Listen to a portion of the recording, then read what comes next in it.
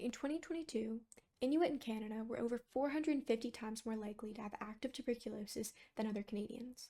To put this into perspective, if tuberculosis were rain, the Inuit would be drowning while other Canadians wouldn't even notice the drizzle.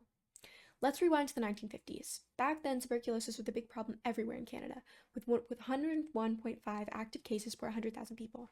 But for Inuit, it was so bad it hit over a third of their population. Yes, you heard that right, a third.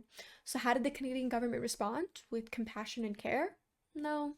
Instead, they did what they often do with Indigenous people, forcibly relocated them. Inuit who tested positive for tuberculosis are whisked away to southern sanatoriums where they endured harsh treatments, terrible conditions, and emotional trauma. Not surprisingly, this did way more harm than good, leaving deep scars of mistrust. Let's jump back to the TB incidence rate of the 1950s. For all of Canada, it was 101.5. As our technology and country progressed, that national number is down to an amazing 4.8. Want to guess what the Inuit incidence rate is? If you guessed more than the amount it was in the 60s, you would be correct. The current rate of tuberculosis cases per 100,000 Inuit people is 135.1. You might be asking yourself, why is this still the case? It essentially boils down to four reasons. To start, overcrowding is a huge issue. More than 40% of Inuit live in crowded homes, making it the perfect environment for tuberculosis to spread.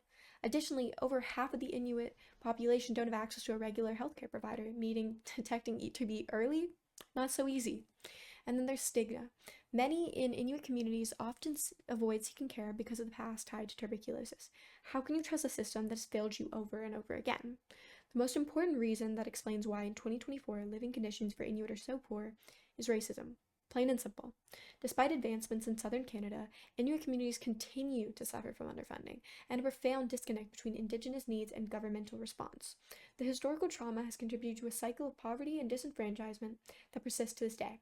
The good news? Tuberculosis has been a preventable and treatable disease for around 70 years now, and there's no excuse as to why a country such as Canada should still have these rates. First, we need to increase access to healthcare. More funding means more healthcare providers in Inuit communities. We're talking about boots on the ground care, though, not a hotline. Second, housing. Building more homes will help reduce overcrowding. This can also help break the cycle of poverty by doing something a little different than the government typically does up north. Instead of hiring southern contractors to build their infrastructure, the government can actually hire Inuit people, giving them the means they need to build up their community. And finally, trust is key. We need healthcare systems that respect Inuit culture, languages, and voices, support Inuit-led solutions, train Inuit healthcare providers, and actually listen to the people most affected. Revolutionary, right? Tuberculosis is preventable and treatable, but the crisis in Inuit communities won't end until we address the root causes: overcrowding, healthcare access, stigma, and racism. It's time for real change, and it starts with listening, investing, and supporting Inuit-led solutions. The numbers are devastating, but they don't have to define the future.